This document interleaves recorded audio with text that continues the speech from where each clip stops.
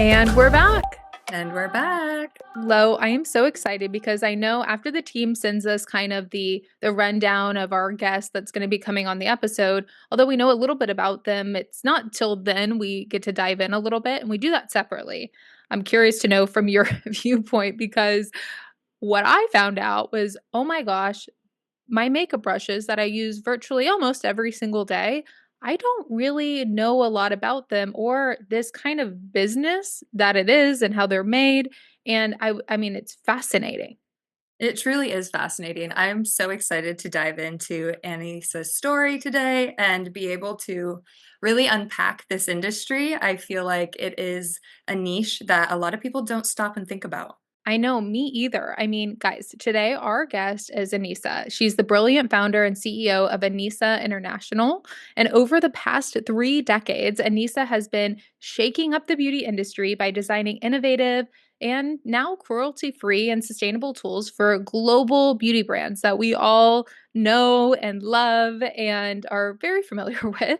And as if leading the change in creating ethical beauty tools wasn't enough, she took a step further by launching Anissa Beauty, a direct to consumer brand that's making waves with its high performance brushes and skincare tools.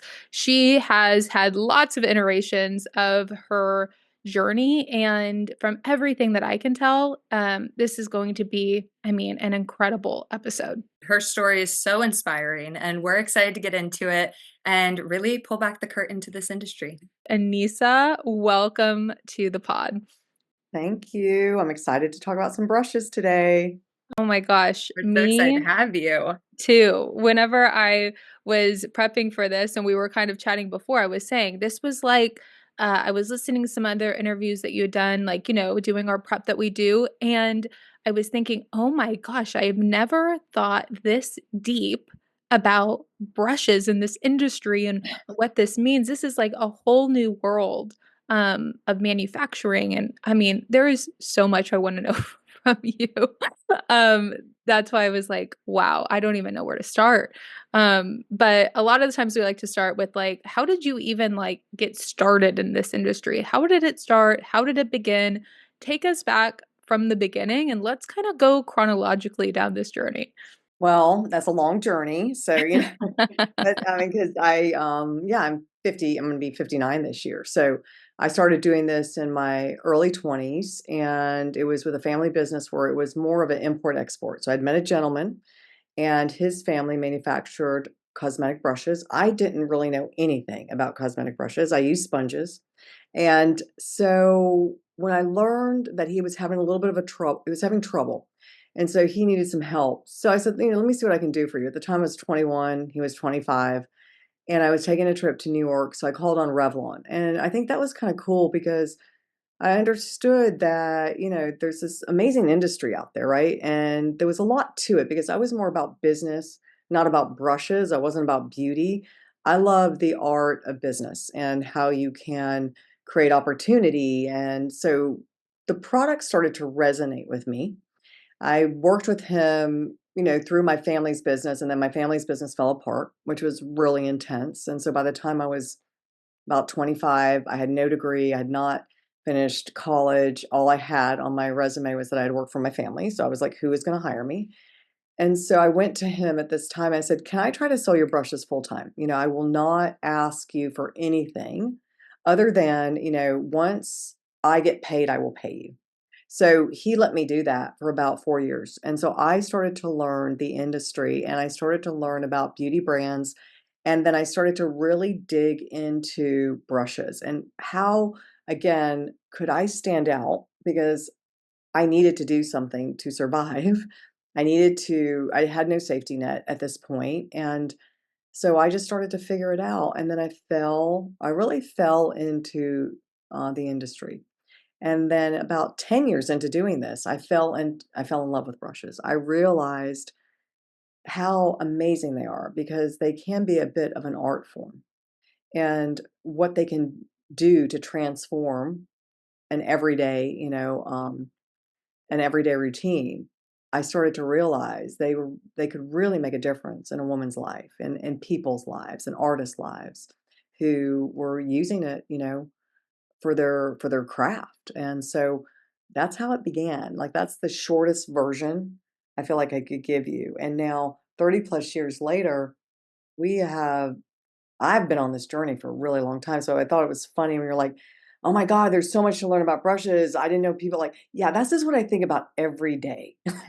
Not anybody else, I think, thinks about it as much as I think about it. I love that. I feel like it's really kind of more of a niche in the beauty world, right? A lot of people go into it thinking, oh, I want to be an artist or I want to develop my own brand and have my own makeup line. But a lot of people don't specifically go into brushes. So as you were kind of going from, the development side and manufacturing and producing these to then selling it, what were some of those kind of carry throughs that really helped you make that transition? Yeah, so initially, learning how to work with a manufacturer, right? So he was operations, he was supply chain, and then where we started to partner was product development, where I was going into a customer and I was doing everything I could to differentiate myself. And I didn't, at the time, brushes were a commodity. They were just the little thing that went into a compact. Nobody really, I think, valued them at the level they do now. And so I wanted to stand out so that I could build, something that would last. And I started realizing people did not talk about does the brush actually work with the product? So I started bringing product. I started asking people, hey, can you get your blush out or your foundation? Let's see if you even need a brush to be very soft. So that was the first thing. And I still do it to this day where we talk about product pairing because the brush doesn't exist on its own. And the product to me doesn't exist on its own. I've never been a big fan of using your fingers. I think fingers are porous and hot, they're dirty. And I've always been, even when before brushes, like I said, it was sponges or it was some kind of tool. I never thought it was hygienic or a good application to use your fingers. So it's just been not being professionally trained, not being a makeup artist, just again from my everyday, from what I learned. And I had bad skin as a kid and I needed to cover it. And using your fingers does not cover. And I learned how to cover where people would not know what was going on with my skin. And that took good tools to do that. And so that has been a part of the journey was the product pairing. The other part about, me just kind of in being in this industry is was creativity. I was around so many creative people, like makeup artists to me are highly creative. They're very technical, they're very creative, they're workhorses, they're crafts, like to me they're craftsmen and I really got into being around makeup artists and I would just get so inquisitive and also fascinated on how they could transform somebody's face. Yeah. Yeah. You know? Yeah, absolutely. I think the thing that is interesting to me is that, you really say you're like, I love the world of business. I love the art of business. And it wasn't necessarily like you had this dream to start a brush company from from a young age. There was a lot of grit and need and effort that went into kind of getting your foot in the door. You've then turned into now this like this powerhouse in this industry and by what most people might not know is that there is somebody like you in the back end of creating and manufacturing all of these brushes and tools for all of the biggest brands that we know that we know today and then now creating and having your own line within that. I mean, that is to me, I look at that and I'm like, that feels pretty complex. And that was a lot of strategic moves in play.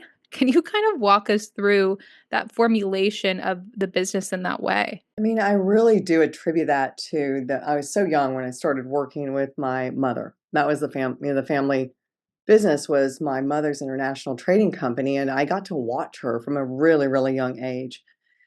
And I think there was a lot of immersion learning that was going on, and she taught me from the beginning that the attention you give to a small customer versus a very large customer is the same attention.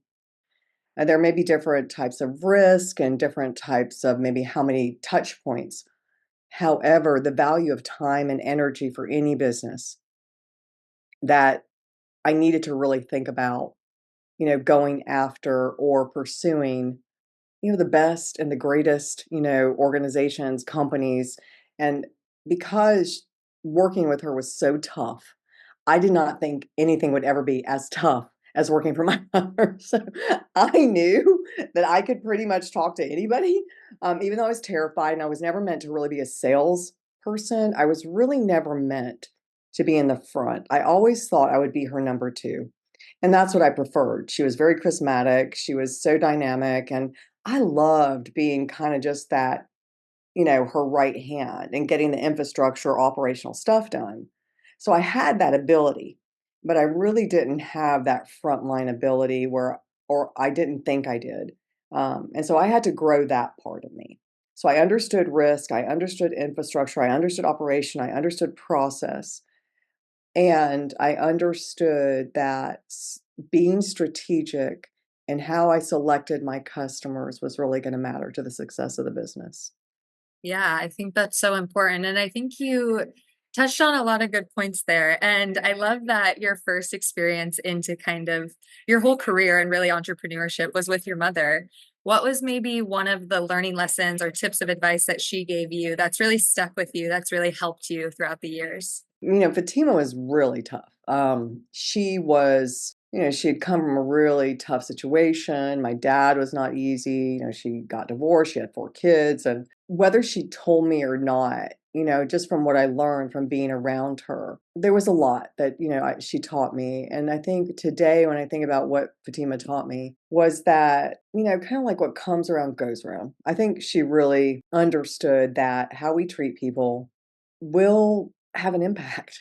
And I'm not saying she treated everybody great, right? I'm just saying that she showed me that the way that we will, kind of build, a culture, which I didn't know that's what she was telling me because I'm really starting to understand culture now. And, where I am in my business now, how culture drives behavior, how culture drives actions. She was teaching me a lot about culture and in good ways and in not so good ways. And I've had to really unlearn some things. I've had to learn some things. And I think with Fatima too, she was always looking to grow and evolve. Like she was always looking like what is next.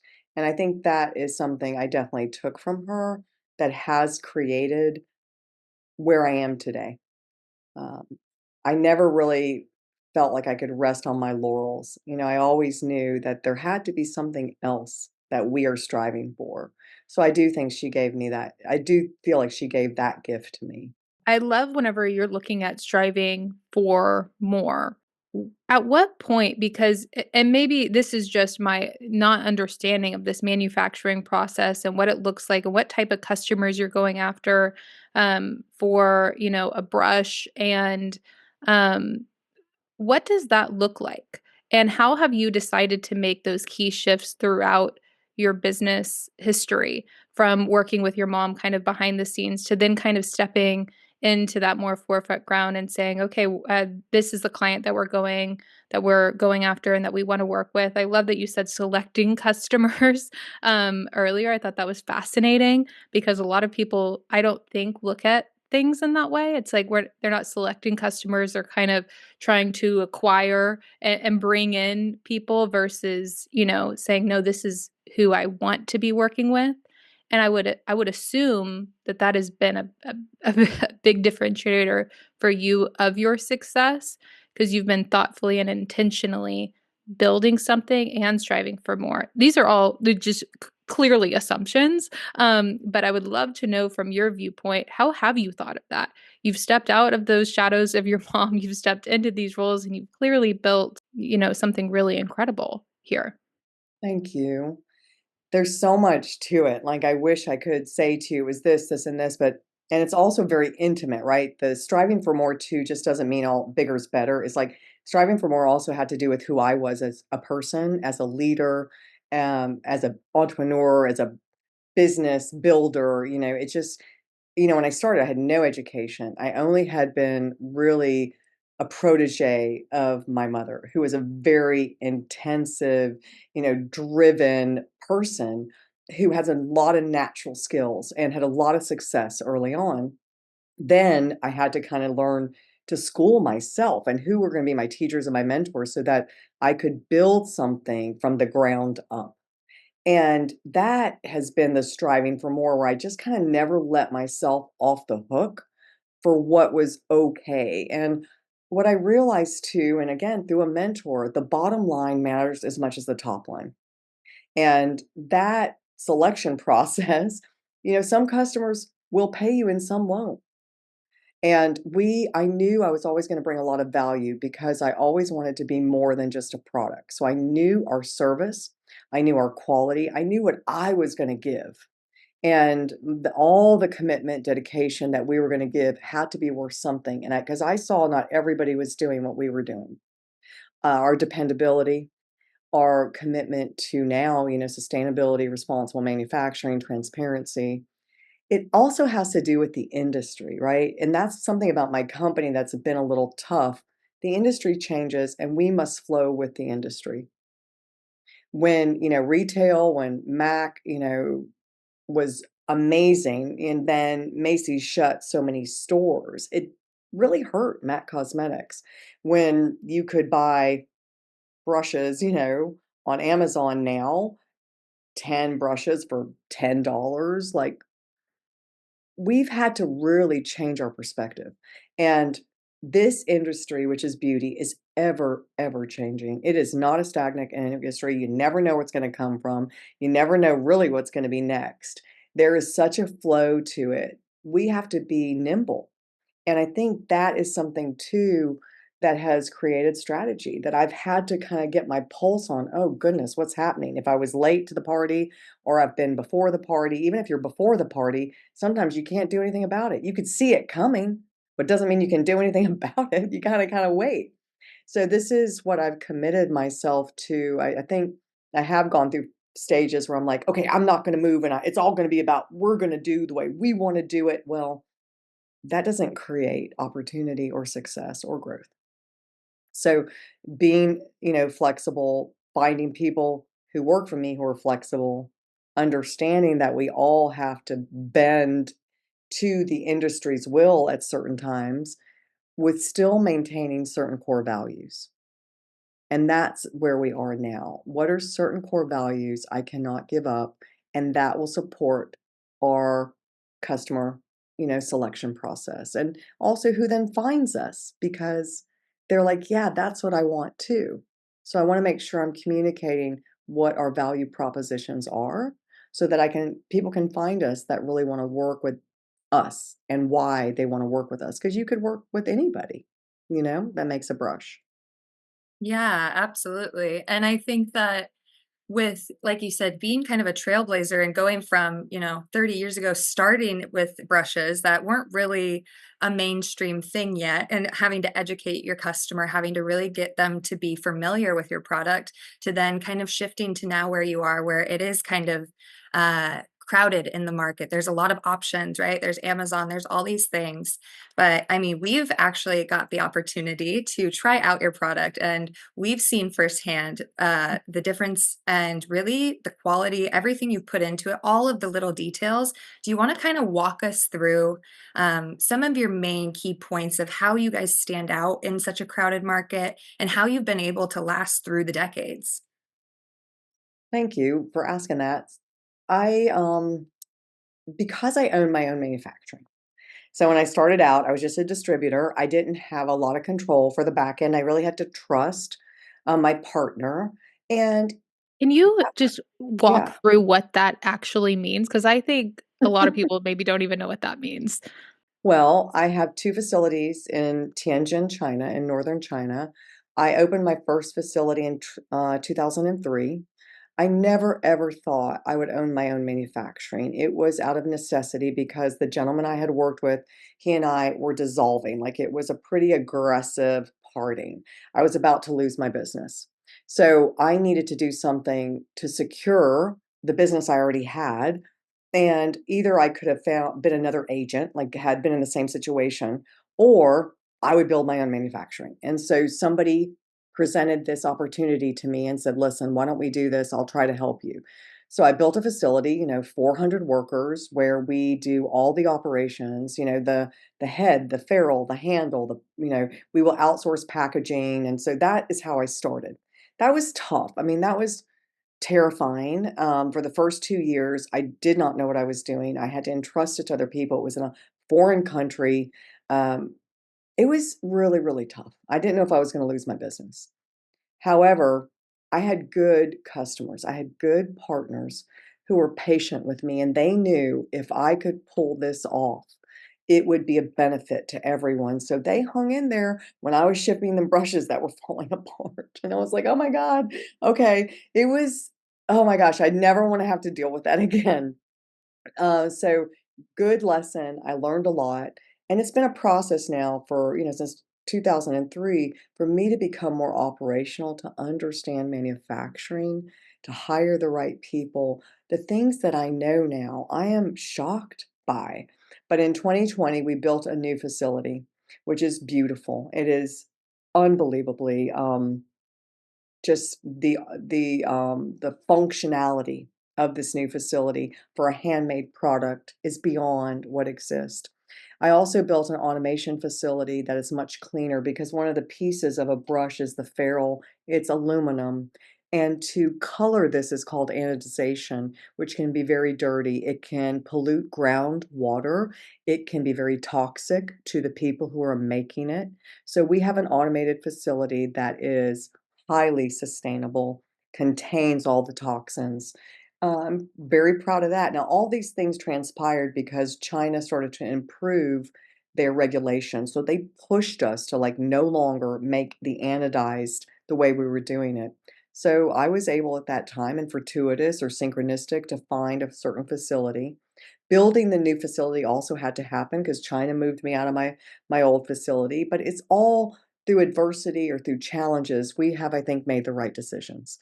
And so I bet on investing in this new facility because I wanted to create transparency. I wanted to have something that was better than anybody else, even though it costs more. I felt like it was the right thing to do. So this is how I think we differentiate ourselves, or the people who work in China work for me. And I go there, they're my team, it's Chinese New Year right now. I just got the best photo from my project management team, and maybe one like, they're the kindest, sweetest, most dedicated, team. And we're a global culture, we're a global team, we support each other, and they make brushes. It's an art form, and that's, something I am just so committed to, and so, yeah, I don't know how to explain how I'm here. I never thought I'd be here, but I'm so proud of where we are today, and I really wanna continue that. Yeah, as I think of maybe a reason being is because of the thoughtfulness that you do into everything and every aspect. Something I didn't realize prior to this was that brushes are handmade. Is that right? And Yes. why is that? And how complex does that make things? Yeah. So when brushes began, they were made mostly with animal hair. And animal hair is very, to me, very sensitive, for you. And I'll send you guys a video about how people bundle, like it's like a little tuft that the way you would get it. And when it was animal, you had to dress it, you had to comb it, you had to get the bugs out of it, you had to do a lot of things to it. You had to dye it, all this stuff. And then just like our hair, there's cuticles and there's tips, and the tip and the cuticle is what picks up product. It picks it up and it pays it off. So that's when it was animal hair. So when it was animal hair, it was very delicate in how, with a certain type of tool, by holding the head, they would shape it. And they would not want to cut the tip because the tip is what was really, really valuable to the brush. So that's just been the art form from Japan to Korea to now to China. And so all of that, creating this special head to look the same, no matter how, who makes it, is very difficult. I've tried to do it. I can't do it. There's no way I'm going to be able to do it.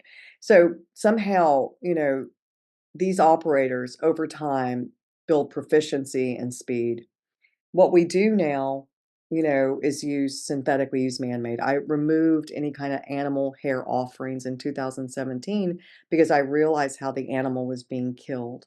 Even though it was killed for food, it was very cruel, and I did not want that. So I then committed to creating man-made fibers that emulated animal, goat, pony, squirrel. So we now have man-made fibers that are patented that have similarities to the tip and the wave of the fiber, which is extruded. It's like pasta. It comes out a little thing, but then it has a wave and then it has a little tip. It could be long, it could be short. There's a lot of technical information about creating fiber. So when we created these man-made fibers, that's when I was also then able to innovate because with man-made fiber, you can control the quality. With animal hair, it's like a crop, right? The wine that you would, or the cheese, it's affected by environment, sunlight, ground, whatever. So now we can innovate with heads. So then I started creating some really cool heads, which you have one of our heads from our line, which is called the Pinnacle Foundation, which is a triangular shaped head for a foundation brush. Foundation brushes used to be really flat like spackles, but now I just felt like, because again, I am not a makeup artist and I needed to move quickly and I wanted a polish finish. The other thing about us is that when I think about a brush, I think about all the products that are being created, all the changes in foundations, all the changes in powders. So we then will look at the head and the fiber and we make sure it product pairs with the formula. So I go back to how I first started, which is really our one of the fundamentals. What's the product and how is the brush going to work with it? And then we just design the brush to work with the product. It's so good, and I feel like your level of detail and intentionality that goes into every single little thing, it's mind-blowing, truly, and fascinating to think about because I think, I'll speak for myself. I've never thought about the construction of a brush. I've never thought about what goes into it, what it entails. And even on your brushes, you have some that are contoured. It's just very smart. It's done very smart. And so I Thank want to hear about kind of your process of figuring out some of those kinds of things. Was it really listening to your audience, or was it listening to the brands, or was it both? You were saying you were working with product to really design it to like complement. What was kind of some of that process to get to where you are now, maybe from where you started? Yeah, I think that, I look at myself now as a product designer too, right? That's kind of just innate in me. A designer, a developer in this category. Like I could never make a formula. I could never make a blush. I could really not make a compact. Like that's not my thing at all. When it comes to a brush head, because I've been doing it for, again, I have all this historical knowledge. And I also know what I want, and that's something I've learned to entrust to my intuition, to my to my, history of makeup application, and why I then launched skincare brushes. So, I really trust myself now when it comes to new brush designs. So, when I launched my powder brush, why I called it like the modern day powder puff because I didn't want a powder puff. I think it's messy. I also, my skin was getting older and I didn't want a lot of powder on my skin because I felt like it aged me. And so I felt that creating a powder brush that had this certain slant, that had this certain thickness, that I would be able to re-emulsify even without powder. I can re-emulsify my foundation if I want to give a mattifying look. And then I could also use it with powder and it would just have a more sheer finish. So that's why I created this. I also like brushes to be dual purpose, so it has a little edge to it. So if I wanted to take a blush, if this was the only brush I had, or a bronzer or anything like that, I can use the edge to do whatever I want to it and then sweep. So I think of gestures, I think of products, and you just kind of, for me, that's my light bulb moment. That's my contribution to the planet. That's all I got. So it's brushes. It's That's like that. beautiful, though. That's your gift. And what a Yes, that's beautiful my gift only to gift. That's give. all I got. Well, I have a feeling you're being pretty humble because Yeah. being able to, to build a business in this way that you were working with these major brands and working with them and creating product for them to then making a decision to start your own namesake brand is a big decision and really going all into that. Um, why did you make that decision? Yeah, that was tough. I mean, I did not think I needed to do that. The only reason I did that is because the industry changed, and I felt like I was losing consumer insight because it was starting to go through social media. And influencers, content creators, YouTubers were starting to control the narrative, and the brand didn't get to control the narrative anymore. That was distressing to me. And I saw my brands that I was working with, the partners I was working with, they were also under distress. So I no longer could bring them solutions because I didn't have information. And so I felt, okay, let me start my own brand. I'm going to find out if these gut feelings I'm having, because again, the brands I was working with are highly layered, publicly traded. They can't just, oh, Anissa said. I mean, I had no proof. I knew that they should trust maybe, but they needed to show it to their leadership, and I could not give them the stats. So I was gonna launch innovation through my own brand that did not exist, and I really wanted to launch this new category, which is skincare brushes, because I feel very strongly product pairing also means skincare. And again, I've never been a fan of a application through, with my fingers. So it gave me the opportunity to put something out there. It's really hard. It was really tough and has been. So for 5 years, I feel like I've been in e-commerce school and in, assortments and merchandise. Like nobody taught me this, right? I thought, "Oh, I built a B2B business. How hard could this be?" Really hard, really friggin' hard. Terrifying, tough, different kinds of people that you need to hire, different skill sets. I needed to communicate differently. I needed to learn a whole new conversation, a whole new skill set. It was pretty, it was pretty interesting and a big challenge. I'm really glad I did it because now I talk to my customer in a different way. I'm not like, "Hey, do you want a new brush?" I'm like, "Hey, what's going on? How's it going? What's your distribution like? What are your demographics like? How are you feeling? What are your challenges?" Like, I feel their pain. So how can we help you? Let's now look at how can we help you? How are you going to differentiate yourself? You know, I want to help them because I understand the noise they're having to deal with. It's not the same. So then I also get to play with my own stuff too, right? Which I can, like, still have my stuff and look at like, "Oh god, somebody bought 2 of our brushes. I'm so happy." Like I see what they bought and how they bundled, and it gives me direct product, innovation intelligence, consumer intelligence, and then again, I can serve my true partner, which is my B2B customer. And that's what this is about. Yeah, yeah, I think that that's definitely like a strategy you have to go into it with, and I think that a lot of entrepreneurs are probably struggling with the same thing, right? You said you had to kind of go back to e-commerce school, and teach yourself a lot of things over the last 5 years of kind of expanding your product line and going into a new category, and then really pushing on your social marketing and web.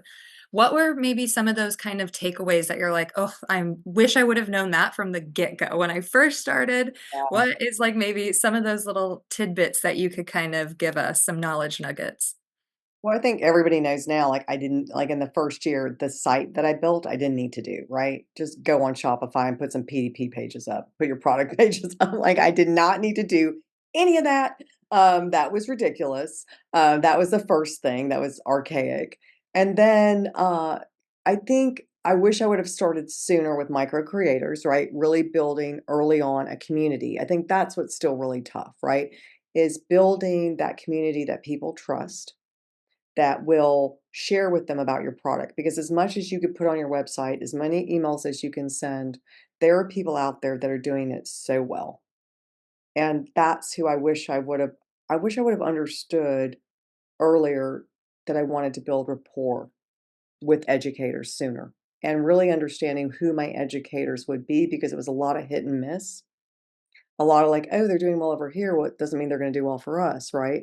Where I would like Right. invest in lifestyle content creators. Well, that's not going to work for us. So still that's a journey that I'm trying to figure out.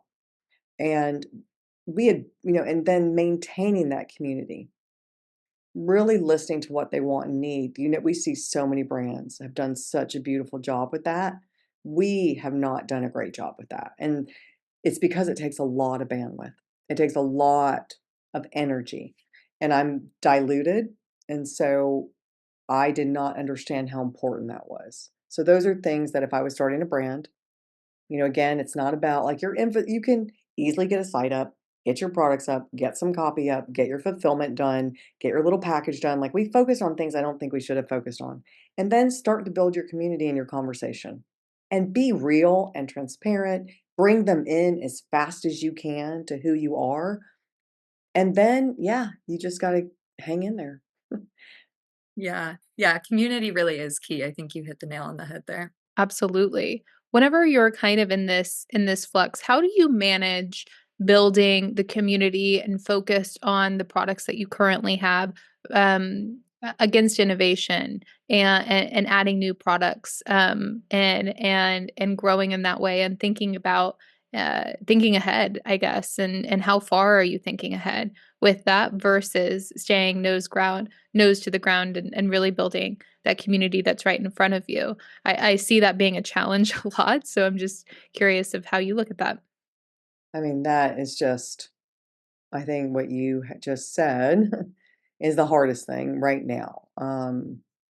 Because I don't want to I can't do a launch every month, right? That's just not possible. And it's also not what I believe in. I believe less is more.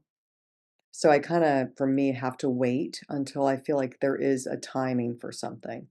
Like we launched blush brushes last year, and it was the time to do it. And it was a perfect time to do it. It really was. And I don't feel like we were late to the party at all. How did you And know it was the right time? How did you know it was well, the perfect time? it wasn't it ended up being a good time, let's just say. Like, I could have launched at any time last year, but we launched it at a certain time later in the year. But it was time last year to launch blush brushes. I think that was more, significant, that there was so much going on with blush in so many different formats. So I'm just glad because I didn't do it earlier. So again, it's a bit of, for me, it's going to be luck. Can have some analytics, I can have some trend, I can have some vision. I also have some gut instinct. That's what I think business owners and entrepreneurs, what's good about them, they do have that gut instinct. And how do you validate it? And it was low risk, right? My brand to me is low risk. So if I want to dabble or play, it's not going to break us. So if we would have missed the mark, it would have been what it would have been. We did kind of like, we launched cleaners and a wash and a quick dry and a pad and stuff, and people just don't clean their brushes. So I'm trying to figure out how to get my cleaners out the door. I'll send you a bunch of cleaners, but you have to clean your brushes. I know, I'm like, guilty. Yeah, Uh, nobody cleans their brushes, so I'm like, "Shoot," you know? Okay, So Anissa, so show us okay, how we're actually supposed to be cleaning these brushes, because Lo and I, we Still let's just say need to be clueless. schooled. so Yeah. this is something we have called the quick dry, okay? It has no water in it, okay? So it's like a dry clean for your brush, so somebody, like your So this is foundation. like dry is this like dry shampoo? Like for our Yeah, hair, kind of? yeah, so you Brilliant. see that little mist that goes, okay? Yes. Okay, so now I have a lot of foundation on here. Just gonna Okay. get like a tissue or a paper towel, Okay. and then you just swirl it, right? Look at what's happening. I know. Okay, so Stop. yeah, and so I'm just like working it out. So this is what you can do, especially for your foundation and your concealer that you're using a lot, Yeah. because you're just putting oil and dirt and old makeup back on your face when you don't clean it. So Yeah. look at this, what happened. And this is Stop it. dry. And this is dry. It's dry. Oh, That's wow. dry. Anissa, Brilliant. everybody needs that in their life. Yes. And so this is our quick dry. Then what I Wait, I suggest, don't that's I have all I need in my life. okay, you're gonna think Yeah, I'm so that's there's amazing. skin there's actually skin, and that's disgusting, and that's nasty. I think my skin is so dry right now. So I can just keep going, right? And so it will keep breaking it down. And so look, like, oh my God, this brush is so dirty. And so I was traveling. That's why I haven't cleaned my brushes yet. I was just gotten back. Are you supposed to So clean your brush, like, every time you use no, but it? Like, well, look, every no, I think, like, once a week if you want, like, your foundation, but and then look how it's clean dry. it is. I Wow. mean, it's crazy, and look at that. Okay, Wow. so Wow. now that is what you can do once a week to get you by if you only have 1 foundation brush, which you should have 2 foundation brushes, but Well, whatever. I know, like, what I was telling you earlier, my husband was very disappointed because I have all of these different brushes because I get all excited, and you said in another interview that you did that a lot of most women only have 3 to 5 brushes, and I mean, you should most likely I have a feeling you should get rid of some of your brushes. I don't know why, but I just have a feeling. Is it They gut might need to intuition? go. They might probably. need Okay, so now once a month for your Okay, foundation or your concealer brush, okay. and with your eye brushes, you could probably just do this, and it depends probably with your blush, I don't know what kind of blush you're using, you probably need to do a deep clean. Once a month, just once a month, all you 'Kay, gotta do, take a polishing pad, these help you so much. So what you do is you put the soap on the polishing pad, okay. no water, don't use any What kind water. of soap? Well, you can use we have a Anisa Beauty Wash, which is like a Mm, really gentle hair shampoo, or, a hair shampoo really does work. The Okay. hand soaps are so gentle now, they don't really break down oil the way it mm, needs to, which a hair shampoo will break down oil, right? Because of your head, yeah, it's similar to the Yeah. scalp. So what I do is I put the soap on the pad. I take the brush that's disgusting, and no water yet, not doing anything, no Mm. water. Then I leave it. I let it break it down for like an hour. Then I come back and then I take water, a little bit of lukewarm water, and I just get all that out. It's all gonna come out and it will dry much faster. So then take a towel, reshape it, give it another hour, come and use this. It draws all the water out. This will dry so fast. You just changed Interesting. my life. Oh I my god. promise you, and what I do sometimes, I take these into the shower with me, and I just clean all my brushes in the shower, and then I reshape them, and then if they're not dry fast enough, I just hit it with this, and I'm like, good to go. Oh my It god, is brilliant. so worth it. It's like you have a brand new brush, which right now your brushes are not brand new. You Well just changed our well, whole yes, routine. Did you 1,000%. get this? You have to get this. No, Like, I did We not need get have it. that, but Yeah, Emily, hello, I'm getting it we need it okay, in our life. I'm gonna tell right them to now. I send to need you. that in my life. That is incredible. I never thought and see, this is where the innovation comes in, like, of a dry shampoo for your brushes. Like, hello, I'm like, that Yes, is we found out you're not I was supposed to on a submerge them, train. ladies. Do I not was on submerge a your train. brushes Yeah. like we But were. Yeah, but I was on a train to France, and I was with my team. We were on the Eurostar, and I was just, like, thinking about all these things for cleaners, like, "What about I'm like, "Oh my god, a dry clean. Let's just do a dry clean," like, That's as if brilliant. no, and they were like, and then we all were like, "Yeah, let's do it," and then we found out we could do it, and oh my so gosh. that's And you said done. that is well, I don't know if you're already doing this, but, like, that's the product you need in every single influencer's hands. Oh, I That Yes. is know. the one because that is, like, a game changer. But Alright, guys, if you need these products in your life too, like we do, clearly you are in luck because Anissa was so kind and provided a 20% discount code, for all of these awesome, awesome pieces. You just have to use the code her next big move. So that's her next big move, the name of the podcast at checkout to get 20% off. And let's make this dry shampoo go viral because I am obsessed. Flo, let's do it. Everyone needs it. So, as you look ahead, we always like to ask our guest on this episode of what is your next big move and what are you looking forward to? What is kind of in the horizon for you? well, I think for us, like, for the B2B side, because we've done so much work on our infrastructure and our operations, and we're doing some cool operational things that has created automation, we have the ability to grow our B2B business. Something people also and maybe it's the way I have positioned us early on, but now I'd like to evolve and change, is that people think we're just premium. I can make brushes for a lot of price points. The thing is we're gonna make brushes at a certain level, so the quality will still be at a certain level. However, we can be very affordable, and that's what I want to get it out there so that the everyday brush user will get a better quality brush. Just because it's a certain price point doesn't mean it has to fall apart. And it shouldn't be a one and done, it shouldn't be disposable. It's something you can invest in, believe, and it can last for you. And so that is something I really want to focus on. Again, more transparency in the way we do it. I am focusing on thinking about more innovation. What's next? I don't know what that is yet, but I do feel there's something next. There's something bubbling. I don't know what it is yet. So I'm just kind of like, it's coming. I just don't, it hasn't put itself on the table yet. So it is coming, and it could be for next year, not this year.